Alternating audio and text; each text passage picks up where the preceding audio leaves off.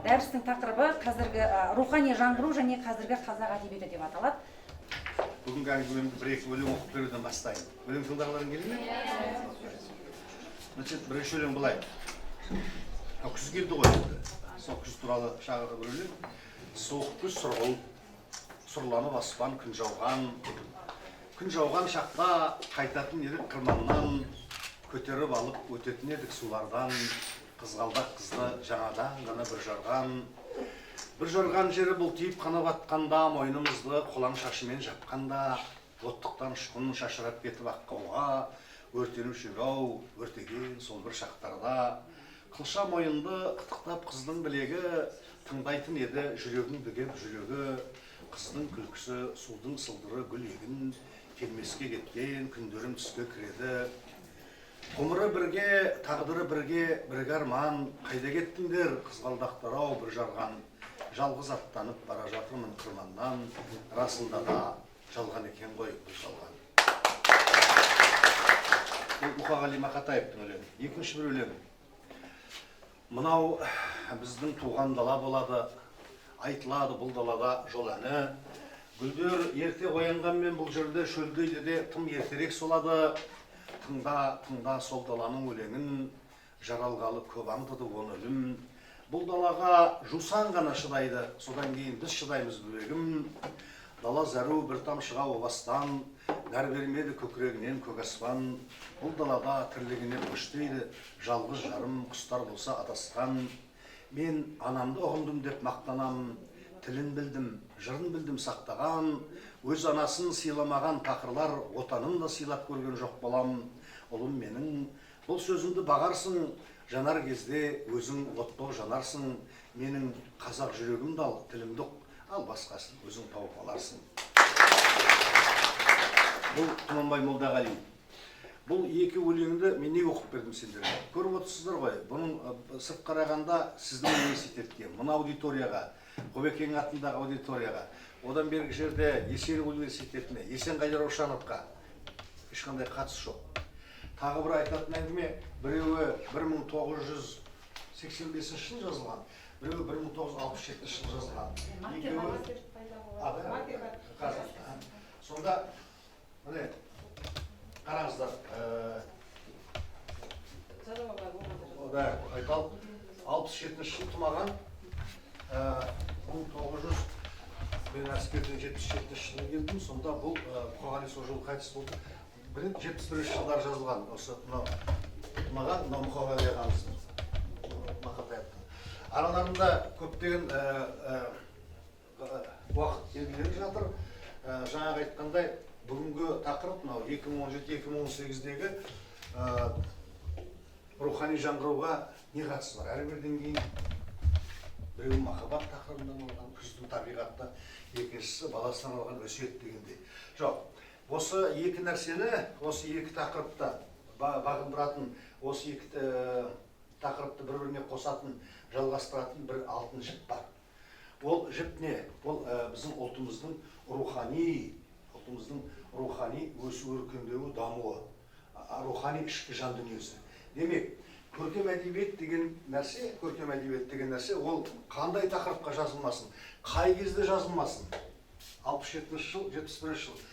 Надеюсь, сендер ол кезде жоқта шығарсыңдар бұл жылдарда. Мына ұстаздарым да жоқ болу керек әрбірде. Мен бар едім бірақ ол кездерде. Демек, әдебиет үшін географияның ешқандайдағы кедергісі жоқ.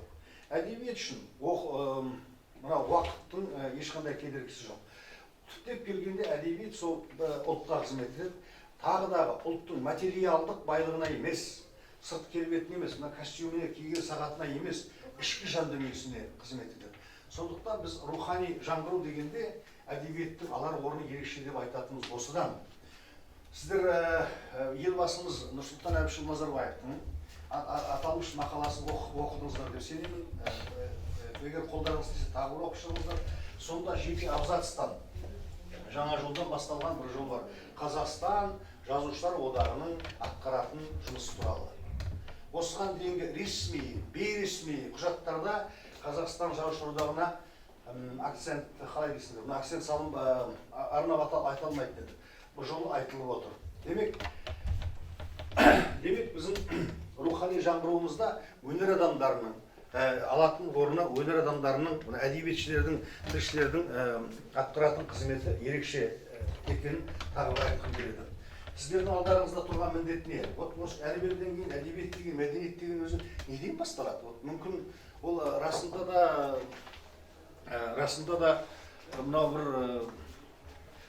оқысақ, айталық университетте, осындай жақсы университетте, үлкен университетте, ғимарат салынған, ғимараты бар университетте оқысақ, одан біз дипломын алсақ, мүмкін сол былай дұрыс шығар әрбірден кейін, ол дұрыс қой енді, оқымағаннан кейін оқыған дұрыс емес пе? Бірақ ол осы дұрыс, но ол жеткіліксіз. Ағылшындардың бір мақалы бар, американдықтар көп айтады. What is done by night appears by day. То есть, what is done by night appears by day. Түнде жасалған шаруа, қанша, былайша айтқанда, қанша ұрлығымды жасалғанменен, ол күндіз көрінеді дейді.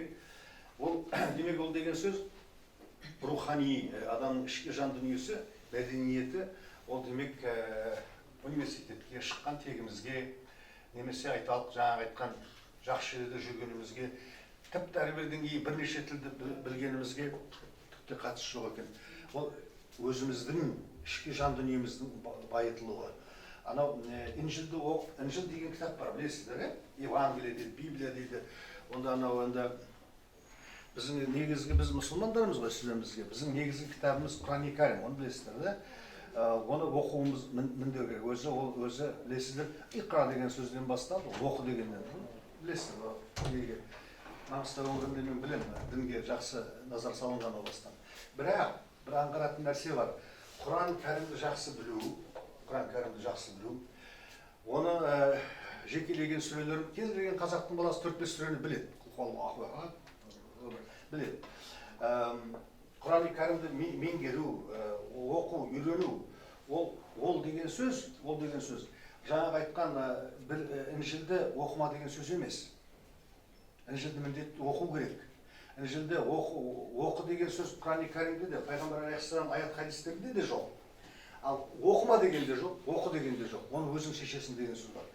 Менің айтайын дегенім, Құранды қандай сыйласаңдар, өзге елдің, басқа діндегі, басқа дін өкілдерінің де кітаптарын солай сыйлай білсек, біз байимыз, ішкі жан дүниеміз бай. Ол неден басталады? Ол өзіміз сыйлаудан басталады. Адам өзін сыйласа, ол өзгені де сыйлайды. Өзін сыйламаған адам, ол өзгені сыйламайды. Мына күнделікті өмірдегі бытовой шовинизм, бытовой деп жатамыз ғой.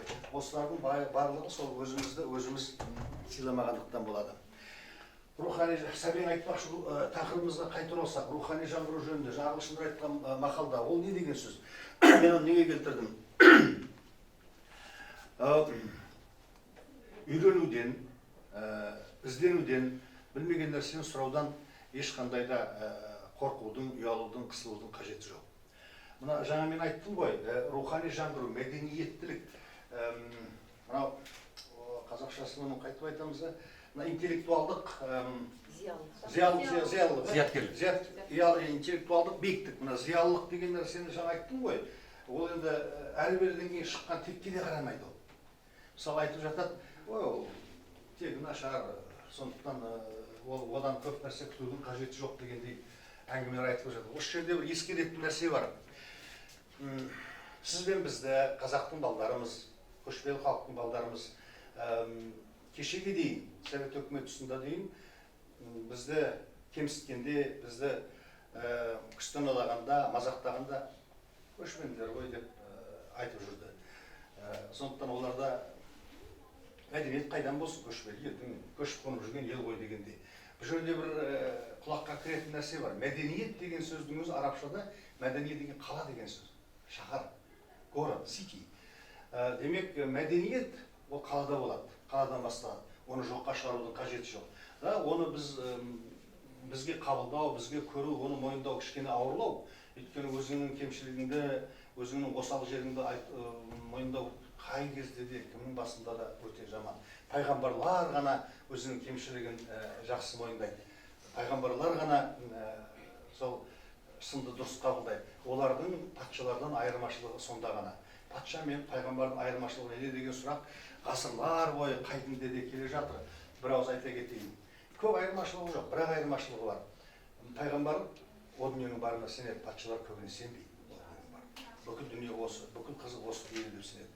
Одан басқа көп айырмашылығы жоқ. Екеуі де ұлы адамдар, екеуі де елді аузына қаратқандар, екеуі де халықты соңынан ерте білген, бүгінгі тілмен айтқанда креативтік, лидерлік қасиеттері бар адамдар.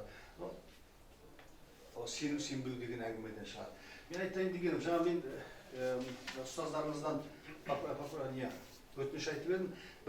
Маған бір досым, ағылшын досым бір анекдот жіберіпті. Соны сіздерге оқып берейін, сосын аударамыз. Мынау Мұхтар Әуезов туралы. Мұхтар Әуезов білесіздер, Мұхтар Омарханович Әуезов кезінде мен жазушы баспасында жұмыс істеймін, жазушы деген баспада. Ол 1934 жылы құрылған. Қазақтағы ең ескі баспа. Мен мына почеркімді кейде өзім де түсінбей қаламын сонда. Сонда айтайын деген, сол кісі 34 жыл баспаны құрды, 37 жыл анандай біздің былайша айтқанда ақталған шорды алқа көсіламыз басталып кетті ғой. Сол кезде бұл кісі қашып Ленинградқа кетіп қалды. Так вот, сол Ленинградта жүрген кезінде бұған жаңағы мен айтқандай орыстың кейбір зиялылары трактордың ішіндегі кемсіткен жағдайлары болған, онда айтқаны жаңағы көшпелі халық. Сен көшпелінің тұқымысың дегендей бұл кісіге тиісе берген. Соны бір маған жіберіпті, видеоны. It was a long time ago in Soviet times. Қазір аударып беремін бе? Once in Moscow, a Moscow poet who had drunk asked the Mukhtar Әуезов, Dear Mukhtar Umarkhanovich, could you tell me why didn't you follow in the footsteps of your father? After all, he was a naive and you are a writer. To which Әуезов replied back, you respected comrade. You also didn't follow the footsteps of your father. Your father was a calm and gentleman. Мен мұны қысқасы былай. Ана орыстың бір ақыры дейді, Москвадағы тұратын ақыны арақ ішіп алыпты. Drunk деген сөз, ішу деген сөз. Drunk, бір бар да, ағылшын. Соны видео сұрап дейді. Қадірлі Мұхтар Омарханович, сіз қалай жазушы болдыңыз? Сіздің әкеңіз көшпелі адам ғой, көшіп қонып жүрген. Қысқасы жабай адам, жабай қазақ деген ғой. Сіз де жабай неге болмадыңыз, сіз неге жазушы болдыңыз дейді. Мұхтар Омархановичке тиісудің амалы. Сонда Мұхан айтты маған, сіздің әкеңіздің жолымен жүрген жоқсыз. Мен сіздің әкеңізді білетін едім, сіздің әкеңіз джентльмен адам еді депті. Түсінген жоқсыздар. Смотрите, былай, айтып тұр ғой енді, мына сенің әкеңде Мұхтарға айтады. Сен әкеңе неге әкеңнің жолымен жүрмедің? Сенің әкең жабай еді ғой. Сен неге жабай болмадың дейді. Мұхан айтады, сен де әкеңнің жолымен жүрген жоқсың ғой. Сенің әкең өте жақсы адам еді ғой дейді. Түсіндің бе? Джентльмен дегенде үлкен мағынада айтып тұр. Count деген, граф деген сөз. Мына князь, ақсүйек деген мағынада айтып тұр. Демек, көрдіңіз бе? Шыққан текке де байланысты емес екен. Джентльменнің, графтың баласының айтып тұрған сөз жаңағыдай тиісіп тұр үлкен жазушыға. Ал көшпелі қазақтың баласының беріп тұрған жауабы анадай. Демек, рухани жаңғыру, мәдениеттілік деген, мен осы жерде менімен сіздер келіспеулеріңізге болады, шыққан текке де байланысты емес. Шыққан текке де байланысты емес. Құдай тағала, мына өзі бізде бір сөз бар, поэзия, мына ақындықта дейді әдетте. Ақындық не бар, не жоқ. Орта деңгей деген болмайды. Не жақсы ақын болады, не мүлде ақын болмайды. Ана ортадағы журналистикада, немесе прозада қазіргі мүмкін педагогикада да бар шығар. Ілініп, салынып, артынып, тартынып жүре беру деген сөз. Бар, бүгін бар, ертең жоқ дегендей. А вот мына әдебиетте, көркем әдебиетте олай болмайды. Олай болмайды. Не жақсы жазасың, не жақсы жазасың. Халықтың аузына ілігіп құрметке бөлмесін. Не сен ешкім танымайды, ешкім қадірлемейді. 10, 20, 30, 40, 50 кітап шығаруыңа да болады, 60 кітаптың авторы болуыңа да болады, бірақ ол жазушы болды деген сөз емес. Сондықтан жаңа Мұхаңды мен әдейі арнап айтып отырмын. Бұл жердегі Мұхаңның біз несіне таңғаламыз? Таңғалатынымыз Мұхтар Омарханұлының Қадыр Мырзалиев секілді айтқыштығына, тауып айтатындығына, бірден жаңағы мәдениеті төмен адамға бірден берген жауабына таңғалу емес әңгіме. жан қысылған кезде бәлкім сіз де біз де бірдеңені айтатын шығармыз. Әңгіме оның үлкен философиялық мәнді қозғай білуінде. Демек, мына рухани жаңғыру деп жатқанда адамның ішкі жан дүниесінің байлығында болып отыр. Осындай тұрғыдан келген кезде біздің елбасымыз рухани жаңғыру деген салада түптеп келгенде сіздерге, әдебиетшілерге, болашақ гуманитарлық жүйедегі адамдарға не мақсат қойып отыр? Қандай мақсат? Жаңа айттық қой, білім алу, тәртіпті болу, ата-ананы тыңдау, жақсы жүру, бірнеше тілді меңгеру. Тіл білгендеріңіз өте жақсы, тіл біліңіздер. Сосын тіл білу ешқашан кеш емес, тіл үйрену деген. Осылар ма? Осымен шектелеміз бе? Жоқ, бұнымен шектелмейміз. Сіз бен бізге артылған үлкен міндет, миссия, ол ұлтымызды рухани кемелдендіруге жүгіндіру. Ұлтымызды, соңымыздан ерген ұлтымызды, қазақ халқын кемелдендіру. Жаңа айттым ғой, ішкі жан дүниесін, ішкі мәдениетін, ішкі рухани дүниесін байыту, кемелдендіру, өзге халықтармен теңестіру. Ол не деген сөз? Теңестіру деген демек біз одан түсінкіміз ғой, теңестіру. Солай емес пе? Жоқ, олай емес. Алға қарай ұмтылу, алға қарай ұмтылу. Сондықтан бұл жай ғана бүгін бар зачет емтихан алғанда осыны оқиын, сосын сонымен шығып кетем ғой деген мағынада болмау керек. Ол алға қарай ұмтылуға керек. Мынау мен қуанып отырмын. Уақытымыз қалай? Жоғарыдан, асман. Мен қуанып отырмын. Ғұбайдулла Айдаров ақсақалдың атында аудитория ашылып отыр. Өте жақсы бастама. Мен ертең осы жұмада да мен ертең Алматыға жеткеннен кейін семьясына да айтарым, академияға да құлақ қағыс етерім. Осындай жақсы бастама Есен университетінде болған жатқан. Бәлкім біреулеріңіз Ғұбекеңнің түркология тақырыбындағы шығармаларын сіздер болашақта зерттерсіздер. Бәлки Ғұбекеңнің сол бітірмей кеткен көп шаруалары бар, бітіріп кеткен шаруалар одан да көп. Қай-қайсымызда да сол. Бітірген шаруамызда көріп, бітіретін шаруаларымыз көп қай кезде де. Мен өтінішім сіздерден сол кісінің өмірбаянын бір зерттеп көріңіздер, қай-қайсыларыңызда. Қандай өмірбаяннан, қандай қиындықтардан өтті. Анау ескі латындарда сіздер жастар білесіздер, бір мақал бар. Per aspera ad astra дейді. Per aspera ad astra. Оның қазақшасы былай. Шыңнан шыңырауға бейнелеп айтсақ. То есть қиындықтарды жеңе отырып жеңіске жету. Per aspera ad astra жұлдыз ғой. Бұл төменнен бастап жоғарыға шығу дегенде. Міне біздің сіздер сыйлап құрметтеп отырған Ғұбекеңнің өткен жолында осылай пер аспера ad astraсын көрулеріңізге болар еді.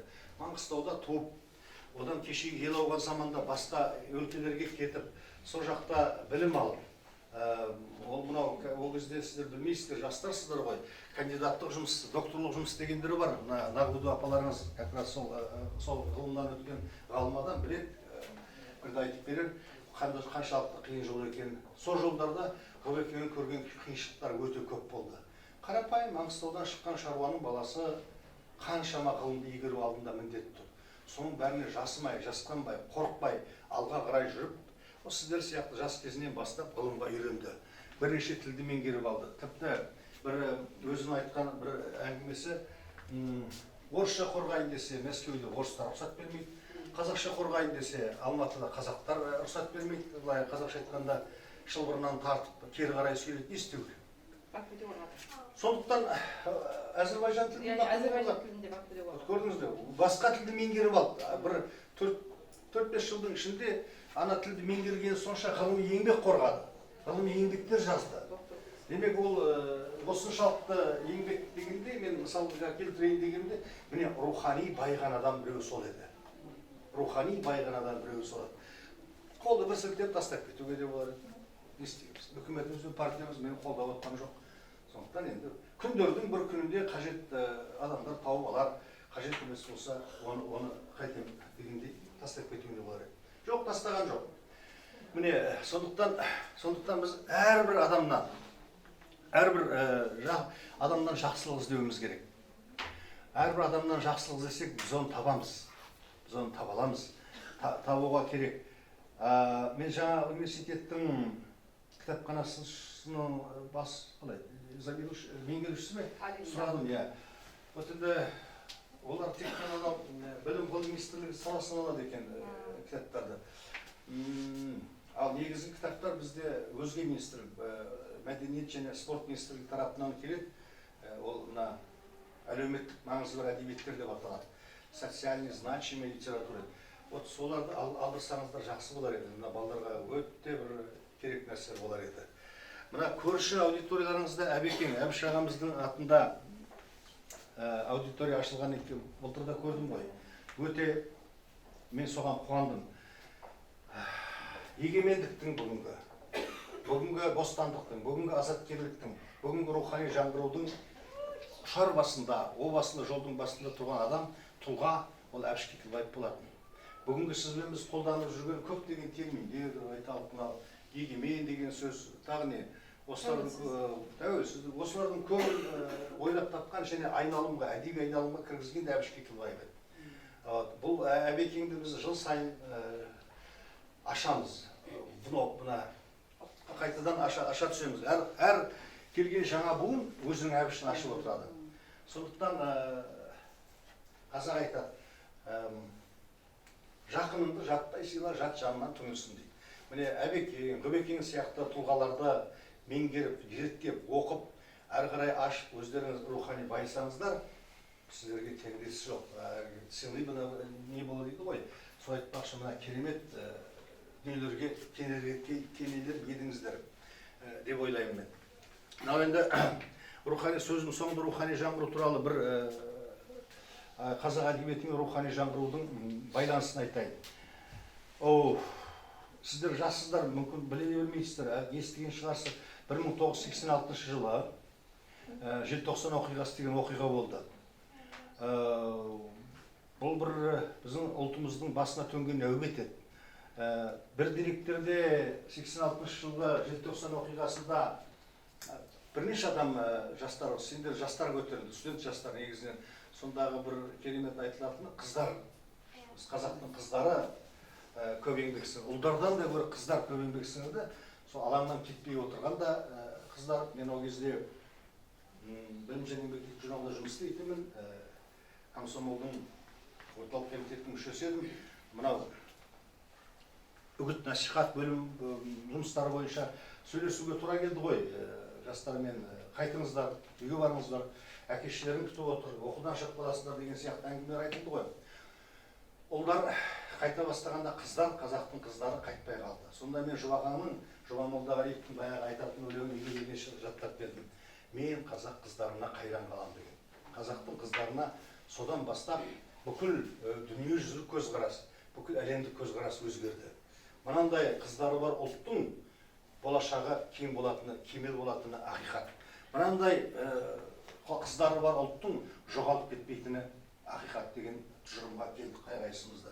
Сол 1986 жыл желтоқсан оқиғасында орталық комитет, ол демек Москвада, жаңа айтты ғой, енді Москва деп айтты ғой мына ағылшындарымыз.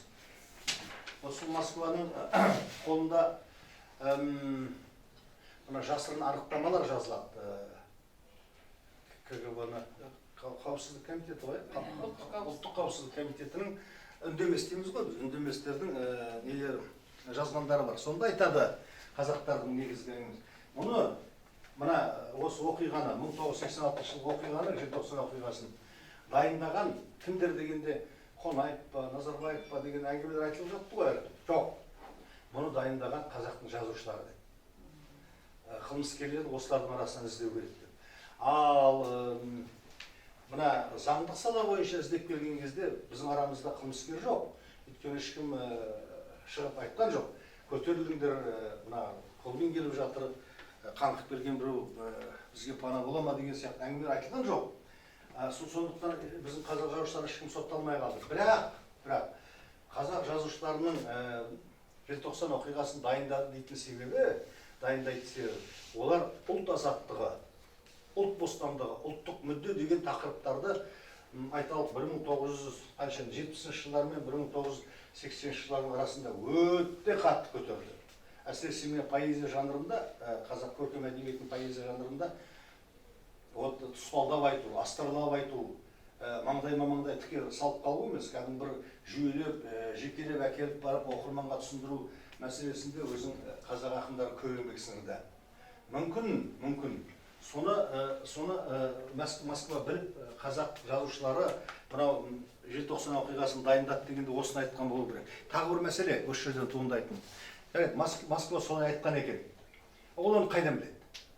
Әрбірден кейін біздің әдебиетіміз қазақ тілінде, қазақ әдебиеті қазақ тілінде жасалады қай кезде де. Кез келген ұлттың әдебиеті өзінің ұлт тілінде жасалады. Өзге тілде жазып, ұлттың намысын қорғаймын деген наклад, ол жай сөз. Так вот, сонда айтайын дегенім, не айтайын деп тұрмын? Сонда айтайын дегенім, демек Москваға осындай қазақтың әдебиетінде осындай тенденциялар бар, осындай ағымдар бар дегенде айтқан өзге емес, өзіміздің қазақ. Сатып берген өзіміз. Өйткені Москвада отырған орыстың айталық шенеуніктері қазақтың әдебиетін оқып отырған жоқ олар. Оқыған күнде де қазақ тілін білмейді ғой. Біздің сондай да қасиеттеріміз бар. Сонда Колбин келгенде 1986 жылғы, бұл мен сізге айтайын, ноябрь айында осындай әңгімелер басталды ғой енді. Сосын декабрьде жаңағы шаруа болды. Сол ноябрьдің өзінде уже біздің бір ақсақалдарымыз көбірек жүрді. Өзгеріс болады жақында. Сонда Москваға мынандай мәселелерді қоюымыз керек деп. Тыңдап қарасаң ішінде бір ұлтқа болсын екен, халыққа болсын екен, кең масштабта бір әңгіме айтайық деген емес. Мен балама үй бермей қойды, маған сыйлық бермей қойды, менің кітабым шықпай қойды. Тағы не? Менің баламның ғылыми жұмысы бар еді, ол қорғалмай қалды деген сияқты жеке басының әңгімелері айтылды. Біздің ұлтымыздың осындай да қасиеттері бар. Біздің ұлтымызда көп қасиеттері бар. Мен шама шарқымша, қадари қалымша сіздерге ұлтымыздың тәуір қасиеттері туралы айтқым келді. Ал тәуір емес қасиеттері туралы айтуды тағы бірге қалдырайық. Жарай ма? Енді былай болсын. Мен көп сөйлей бермейін, бірақ сөйлеген сияқтымын. Өйткені сөздің оқуын оқыған менде дегендей. Ал сіздерде сұрақ болса, мен жауап берейін. Немесе сіздерде әңгімелеріңізді айтыңыздар. Әдетте осылай болғаны, сұхбат түрінде болғаны. Бір сөзді бір адам тыңдай берсе өзі болмайды. Мен де жас болдым ғой, ойлайтын. Осы профессор қашан кетер екен, тезірек бірақ. Иә. Бір шай ішкім келеді, темекі шеккім келеді барып. Айтып. Ассалаумағалейкум. Алейкум. Қош келдіңіз. Осы сізді көп біледі, көп поэмалар жатқа біледі, бірақ өзінің өлеңдерін жатқа білмейді деген әңгімені естідім, сол әңгіме қаншалықты шын? О, да. Енді ол рас. Мен ағаларымның өлеңдері ағаларымның өлеңдерін жатқа білетінім рас, бірсыпырасын бәрін емес. Бірақ өзім өлеңдерімді жатқа білмеймін, өйткені мен сол ағаларымның алдында өзімді әлі шәкірт сезінем, әлі 60-тан асқан жасым бар, әлі де бала сезінем, ағаларымды өзімнен сан мәртебе биік қоямын. Және мен білем ғой, оқимын, интернетте де аздап хабарым бар, әлеуметтік желілерді қарам, мен туралы, менің шығармашылығым туралы жазылып жатқан пікірлерді, сан алуан, мақтау-мадақтаулардың бәрінен де хабарым бар. Білмеген адам сияқты болып жүргенменен де. Бірақ мен сол кезде ылғи да ыңғайсызданам. Шіркін сол балдар, мені құрметтеп, мені сыйлап, мені жаттап жүрген балдар, менің ағаларымды оқыса ғой, қаншалықты жақсы болар еді. Олар кімдер? Мұқағали, Тұманбай, Қадыр, Сағи, Жұмекен, Төлеген, Айбергенов, Қайрат, Сәкен, ағаларым Фариза апам, Марфуға апайым, Күләш апайым, осы сияқты менің алдымда болған кісілерді, мен арғы Сырбай, Ғафекеңдерді айтып тұрған жоқпын. Олар үлкен керемет адамдар еді, керемет тұлғалар болатын, және керемет ақындар еді. Өкінішке орай мен олардың жасағанының ширегінде жасай алған жоқпын деп ойлаймын. Бірақ жаспын ғой, 60-та ғана жасайтын шығармын болашақта. Тағылай келеді. Айталық, Лекең, Ілияс Жансүгіров қазақ әдебиетінің уақытымыз бар. Лекең, Ілияс Жансүгіров оқылады ғой, қазір программада бар ма? Бар. Қазақ әдебиетінде. Вот, құлагер деген атақты поэмасы бар. Бұл қазақ әдебиетінің эпикалық жанрдағы ең шыңы.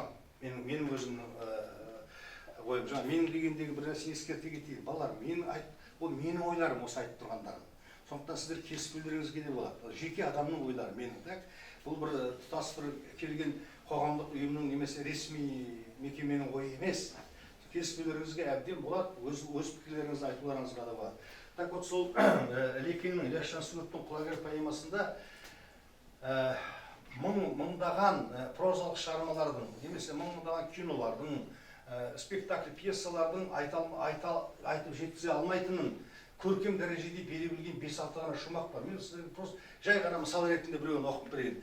Ақан сері Қарауыл дейтін ру, Қарауыл, Алай деген сияқты. Қарауыл елінен Көкшетауға Сағынайдың асына келді.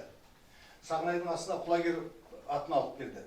Мына жақтан Алтай арғындардан Батыраш келді, өзінің Көктүйгін деген тұлпарын алып. Ол екеуі тоқайласты. Осы жердегі ақындық шеберлік, жаңа біз айттық қой, ағаларымды неге қадірлеймін дегенде. Сонда айтатын елдің, біздің қазақтың жаңа әдетіміз бар ғой, жұртты сөйлету үшін кішкене мақтап қоямыз. Немесе бір шамына тиіп қойса, ары қарай өзі ағылып жөнеледі дегендей. Қазақты алдау үшін көп ақылдың керегі жоқ деп Мұхтар Әуезов айтқандай. Так вот, сонда былай дейді, ел айтып жатыр ақаңа, қуанып қалдық сіздің ат келгенде, құланы даңқы шыққан ат келгенде. То есть құлагерді айтып отыр, құланы даңқы шыққан ат келгенде. Атымыз бұрын кездеспеген шығар, Алтайда алғыр түйғын көкпененде. Көк түйғын көптің алдын бермей-ақ тұр, шаптырмай жиын сайын бәйгі сұрақ бақталай Батырашқа өрлеп-ақ тұр.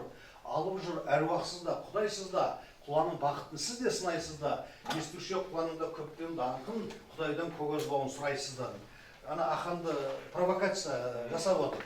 Сонда ақан айтады, естіген бұрын даңқын көктеменің. Анау ақынды ашуландырудың, ақынды айдап салудың шеберлігін айтқан отыр, әдебиетші болған. Естіген бұрын даңқын көктеменің, көктегінді айтып отыр. Алтайдың жүйрігі одан жоқ дегенін. Жолықпай есіне жүрген болса, осы жол көкшолақты бөктеремін. Ақанның осылай де көктегенін, құламдан озар жылқы жоқ дегенін, жеткізді Батырашқа бір қуабыз құлаға бөктерлер көктегенін. Естіп Батыраш боп бұлан талқан, көкжалды қысып кетті ашу сайтан, тепсініп Ағотауға келді кіріп, аяғын жиған да жоқ жатқан ақан. Сондағы ақын Батыраш былай дейді, қаңғырып қарауылдан асқа кепсің, осаста абүйірін басқа депсің, өзіңе өз аузыңмен бәйге періп атыңды өзгелерін қоспа депсің. Қарауыл қайрат бітті қашан мұндай, басуым көңіліңді тіпті оңай, төренің атын ертте өскен елең, өзіңе атыпты байқұсымай.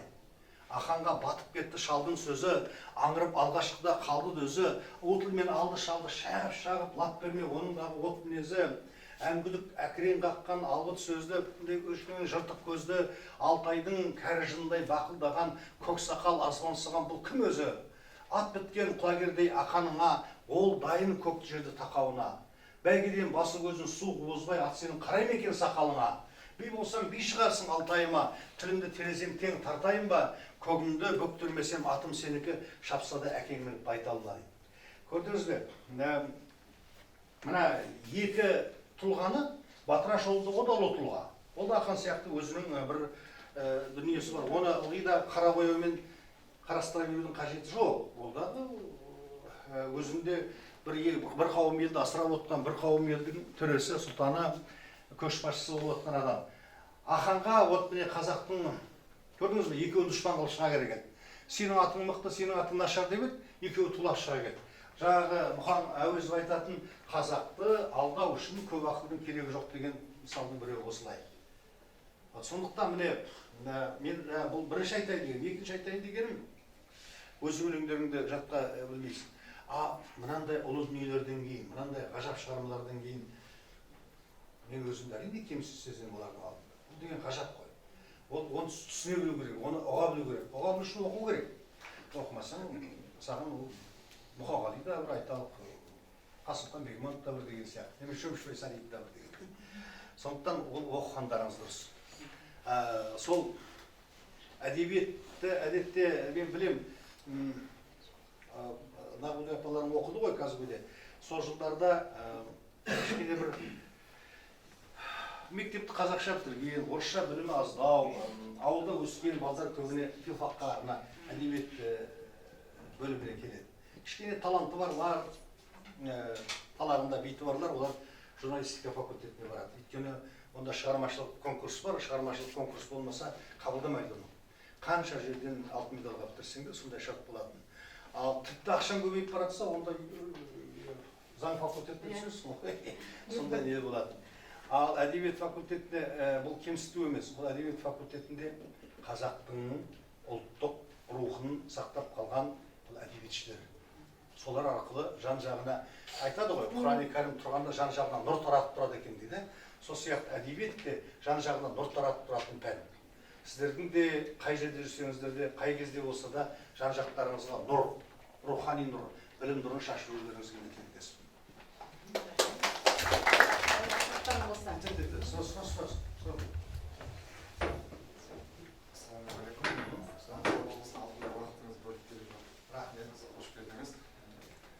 Елбасымыздың рухани жаңғыру болашаққа бағдар мақаласы барлығымызға белгілі, яғни ол патриотизмнің шынайы маңызды көрінісі болып саналады. Мен де енді сізге сұрақ десем өтініш, Жұбан Молдағалиевтің "Мен қазақпын" өлеңін оқып берсем. Оқы. Мұнда шын оқысаң жақсы болар еді. Жұбақаңның бауырымыз кеше айтайын, "Мен қазақпын" деген атақты желтоқсанға дейін жазылды. Жаңа мен айттым ғой сөзімде, Москваның орталық комитеті мен КГБ-сының анықтамаларында міне желтоқсан оқиғасын дайындаған, осы желтоқсан оқиғасын ұйымдастырған кімдер дегенде, ол қазақ әдебиет деген сөз болып дедім ғой. Соның бірі бауырымыз оқып қалдырған "Мен қазақпын" дастаны. Өзің таныстыра ғой өзіңді. Аты-жөнім Ендеспаев Нұрбақыт, Киял 18, яғни қазақ әдебиетінде. Жұбан Молдағалиев, "Мен қазақпын, мен қазақпын, мың өліп, мың тірілген. Жүрегімде таныстым мың тіліммен, жылағанда жүрегім күн тұтылып, қуанғанда күлкімнен түн түрілген. Мен қазақпын, ажалсыз анамын мен, құрсағыма сыйдырам даламды мен, пәк сәбеймін бесікте өлдеген, дәуірлермен құрдаспын даламын мен. Мен жігітпін, айқасқа сынға сықпын, жүрегі бар кеудемде шын ғашықтың, жанар таудай жойқымын шолқынғанда, шарықтасам қыран боп шын ғашықтым. Мен қара көз, сұлумын, сайтан қызбын, сайрай қалсам тілімнен бал тамыздым. Сүйері болсам өмірде өлер сүйдім, қас батыр мен қайрасқан балтам жүзін. Осындай боп білмеймін кімнен тудым, бәлки қайсақ, бәлки бір күннен тудым. Деп жатыпты біреулер күннен тудым, жоқ сіремен қарақұл күннен тудым. Өшпей тұғын 30 деп құрсандалған, Прометей мен болдым құрсауланған. Жарқылдадым Исатайын найзасы боп, Махамбет боп тілінен жыр саулаған. Мен бұл кесте шоқанмын, абайлармын, оң солымда туды енді абайлар күн. Оятқандай даламды дауыстары, кім жазықты дегенде талайлардың. Мына қалада өлең оқысың.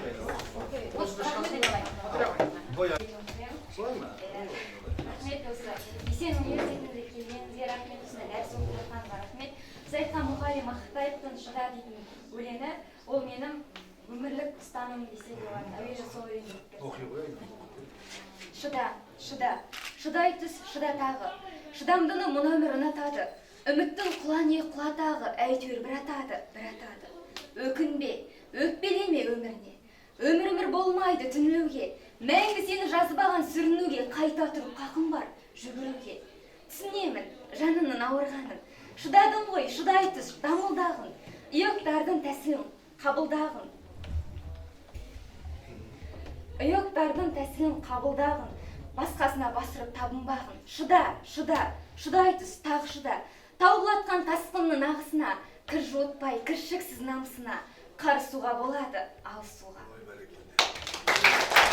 Жүрмей, өлең жазамын, өлең оқимын. Содан кейінгі мен сіздің өлеңдеріңізбен танысқаннан кейін маған ұнағаны осы "Жаз" дейтін өлеңіңіз болып. Соны оқып. Сен нағыз нәзіктікті қыз баласында, ер баласында осы сағынышын жеткізетін өлең сияқты болып көрінді, сол өлеңді оқып берсем. Жаз, сағынғанды жаз, сабырын сарқып, біз күткен шақты жазмаған, алау ерінің жалыны шарпып, үздіккен шақты жазмаған. Жаз, торыққанымды, қорыққанымды, жалғыз қап шулы қалада, бекер-ақ қайта жолыққанымды талай жыл салып араға. Жаз, жалт етіп тағы жоқ болғанымды бейуақ көрген түсіндей. Жаз, кетпеші деуге оқталғанымды түсініп тұрып түсінбей. Егілсең егіл, теңселе барып, енілігінмен құлаған. Жылағанда жөн болса ер анық, жасыңды сүртер бір адам. Көңілді бойлап қаттар аққанда, қою түндерге үнілем. Жауап жазайын ақ парақтарға, қара көзімнің нұрымен. О, бәлкім, ұзақ келмейді қатым, оралам бірақ сене көр. Жолаушы шығып өлмейді ақын, жоқ қарап жүріп өледі ол. Менен басқа ақындарды оқып, мен керек жоқ.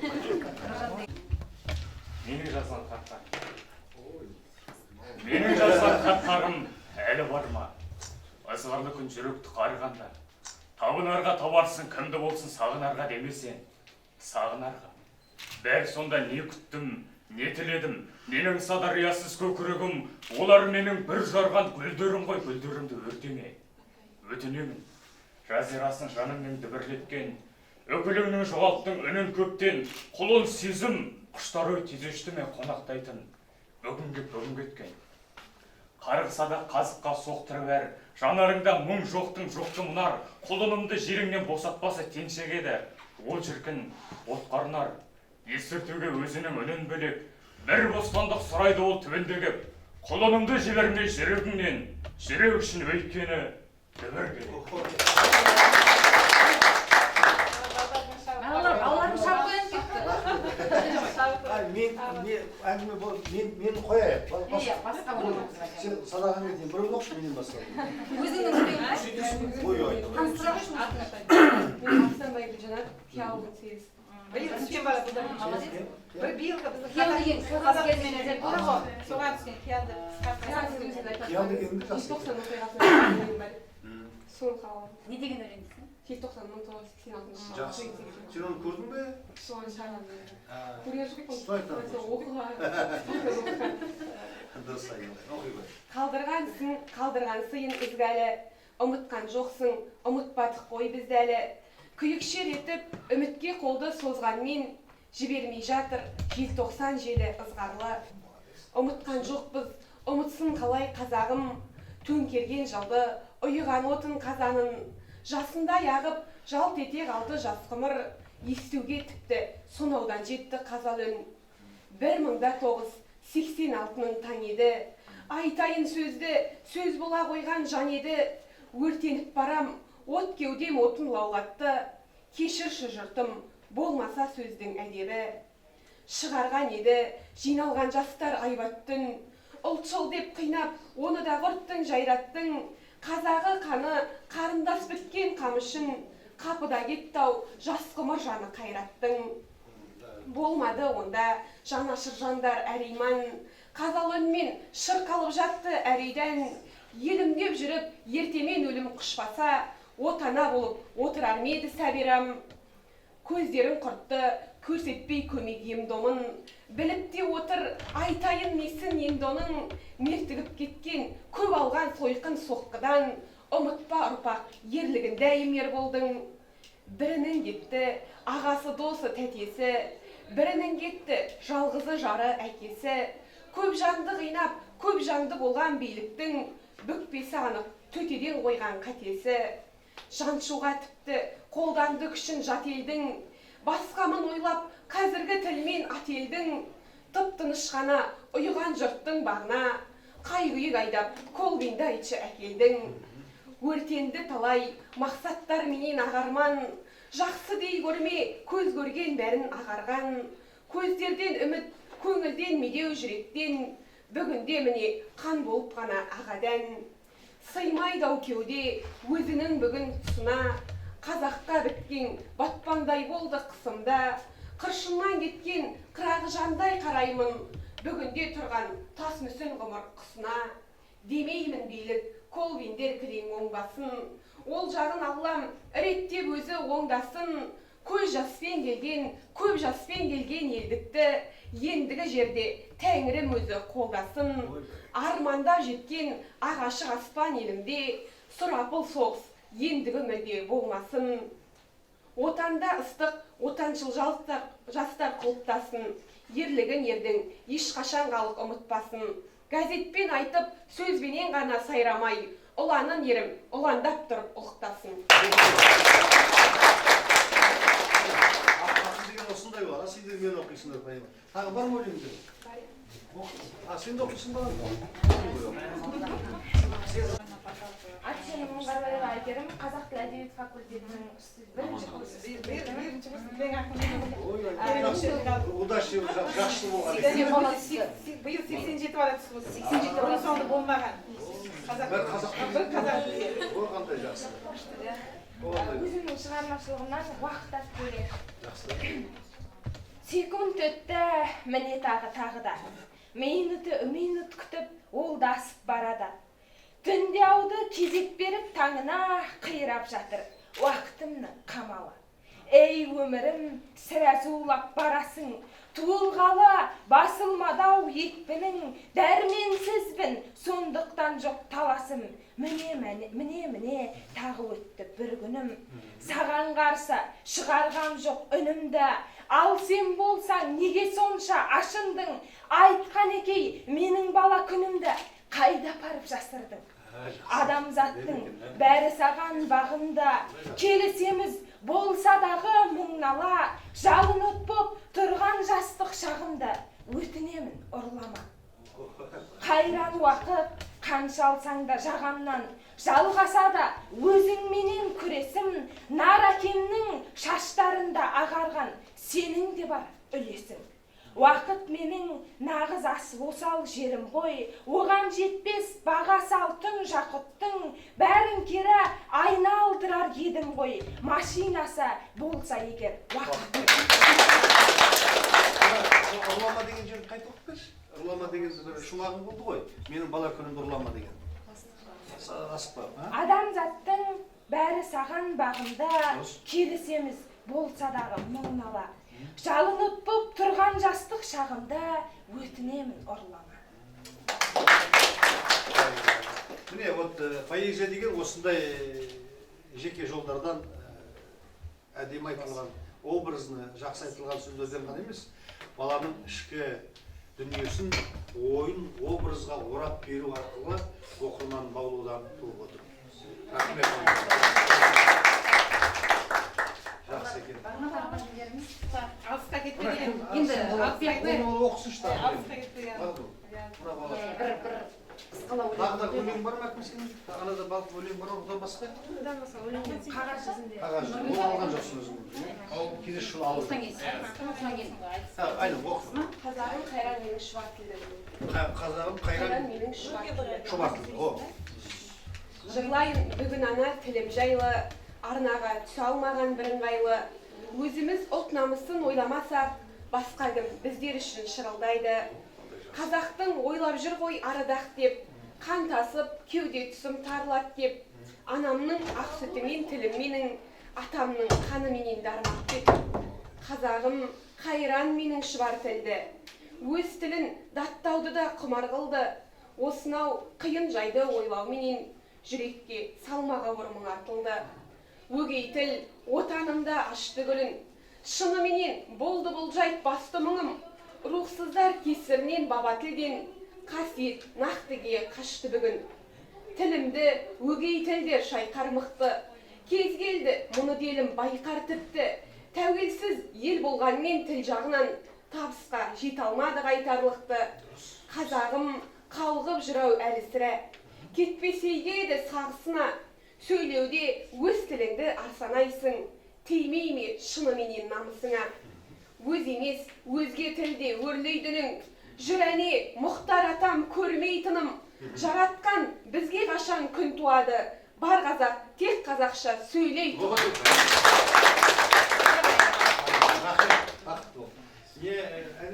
Сен айтыстарға қатыспайсың ба айтыстарға? Жалпы онда өнерің бар ма айтыстарға? Алдағы ондай жазасың негізінен, Қай ауылдан кетің. университет бітірген жаға Жап-жаңа түсіп жатқан балдар біз енді танысып жатырмыз өзіміз енді. айтысқа қатысып жүрген мына тұра қойшы. Мағжан деген бала. Мағжан, фамилиясы Жұмабаев. Осы қашан қатысасыз? Осы 20-сында айтыс Жиырмасында қала күніне айтысқа қатысайын деп жатырсыз. біздің мықты айтыскеріміз өсіп келе жатқан баламыз. Иә, келе ғой. Сен былай шығарып Осы жерден суырып салмақ. Бұл Ұзақбай Қалжан жыраудың ұрпағы. бір шумақ өлең жетіп тұрады. жақсы. Ақындар өлең оқып, ортаңдасын, болмағсан, одан шығар жол таңдасын. Келіп тұрған Есенғали ағамыздың алайын батасымен қол таңдасын.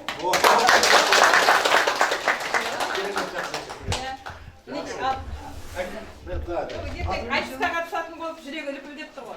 Мағжан Жұмабаев. Мағжан Жақында, Жұмабаев. иә. Ой, Мағжан Жұмабаевға мен қалай деймін. Сол болып бірге шықтыңдар екен. Аға күндегі жатқан. Шығар. Қазір сосын Асанәлі Әшімов те бар біздің университетте, Мағжан Жұмабаев те бар. Асанәлі Әшімов біздің қаласы. Асанәлі Әшімов батал.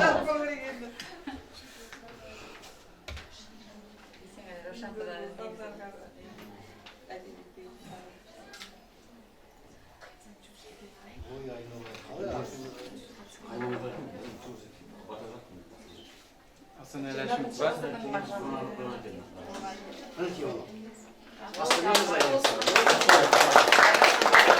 Ассалаумағалейкум аға. Енді мен таныстырып өтейін. Өзімді Ұзақбаев Нұргелді Жұмабекұлы қазақ тілі әдебиеті пәнінің 3-ші курс студентімін. Сіз былтыр келгенде де алдыңыздан өтіп батаңызды алған болатынбыз.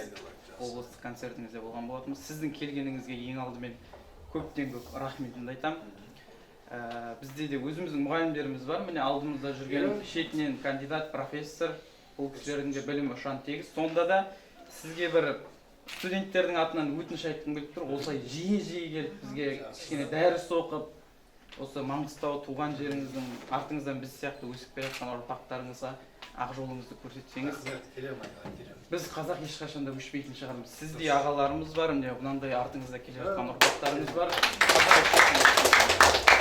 Мен де сізден қол таңба алып алайын.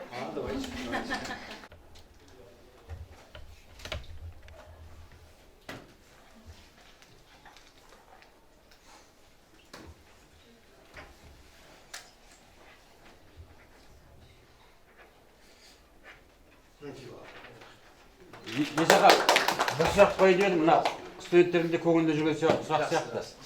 Сіз бірнеше тіл білесіз. Соның ішінде әсіресе ағылшын тілін ең танымал, жақсы білетін сияқтысыз. Енді бір сұрақ. Сіз осы ағылшын тілін кейінірек үйренген сияқтысыз. Енді сұрақ мынандай. Осы ағылшын тілін жақсы үйренуге не түрткі болды, мотивация? Сосын қандай мақсат қойдыңыз алдыңызға? Және қалай үйрендіңіз? Тиімділік жағын айтып берсеңіз. Біріншіден ағылшын тілін жақсы біледі деген ол асырып айту ол. Әжірайшын дейді ағылшында. Өсіріңкіреп айту. Ол тілді тәп-тәуірде. Иә, жоқ тәп-тәуірден де Разговорный, да? Разговорный. айту. Нан тауып жейміз. Ол бірақ былай. Тілді әдетте осы неге әдебиетшілерге бұл осы жерде бір ауыз айта кететін бір ойыма түсіп отыр. Қазақ айтады ғой, жатқан қоянды қашқан қоян алай кетеді дейді. Бір ойдан бір ой туындайды дегендей. Әдетте әдебиетшілер өткен кеткен ақын жыраулар туралы немесе әдебиетшілер туралы бір мақалалар жазылып жатса, сондайда біз ата бабаларымыз, арғы әкеміз, ана әкеміз туралы жазылып жатса, міндетті түрде айтамыз. Ол кісі араб, парсы тілдерін жетіп білген екен деп жиі айтамыз. Бір нәрсені ескеру керек. Ол мүмкін емес. Біз енді құрметке құрық бойламайды дейміз ғой. Сондықтан мына мақтап кеткенде алдымызға жан салмаймыз. Тілді білу деген өте қиын нәрсе. Қазақ айтады, енемен құдық қазғандай білім дейді ғой. Әсіресе мына тілді меңгеру деген жаңағы бабаларымыздың араб тілін, парсы тілін жетіп меңгеріп кеткеніне мен күмәнім бар. Неге дегенде тілді білу үшін бірінші шарттардың бірі орта болу керек. Тілдік орта. Тілдік орта болмаса, жай қағидалар жаттаумен ғана шектеліп қалуымыз мүмкін. Мен жоққа шығармаймын, бұлар мүмкін білген шығар. Өйткені Беляев деген академиктің айтқаны бар. Тіл үйретуде әлем мектептерінің арасында медресеге жететіні жоқ дейді. То есть мұсылмандық жүйеге, білім беру жүйесіне жететіні жоқ дейді. Мүмкін, ешқандай не жоқ. Дегенмен мен айтқым келген бір ақ нәрсе. Ол тіл үйренудің оңай емес екені. Оны меңгеру үшін бір мақсат болу керек. Немесе бірдеңе жазу үшін білмеймін. түрткі болу керек. Бір үйрену керек қысқасы, солай үйренесің. Бірақ ол үшін қатты еңбектену керек. Қазір мен тіл үйренемін деп талпынған кездерімде заман басқа болатын. Жоқ еді, ештеңе жоқ еді. Москваға барып, тіл сындырып алған жағдайымыз бар ғой. Сіздер де қазір үйренемін десеңіздер өте мүмкіндіктер көп. Алда ғана қайғасыздарында телефон бар, соның ішінде әсіресе Telegram деген бір жүйеде, Құдай сақтасын, английский с нуля дегеннен бастап керемет дүниелер бар. Сондықтан тіл үйрену ешқашан да кем емес. Мен сіздерге айтайын, Лев Николаевич Толстой соғыс және бейбітшілікті жазып болғаннан кейін грек тілін үйренуге талпынған. Грек тілін. Сол кезде ол жасы 40 екен, 40-тан асқан кез екен. Ал Абай адамның кейбір кездері деген атақты өлеңі бар. Немесе айталық қартайдық, қайғы ойладық, ұлғайды арман, шошыңмен кейінгі жас. Соны жазғанда 40-таған екен Абай. Сөйте тұра, ол кісі мына Забауни фарси тілін үйренуге талпыныпты. Адамдардан іздеп, Ахмет Риза, содан сабақ алып парызша білем дегенде. Демек, Толстой да, Абай да ұлы адамдар ғой. Мен айтайын деген. Тілді үйрену үшін ұлы болудың қажеті жоқ. Талап болса, болды. Талаптарға керек. Сіздерге сондай талап тілеймін.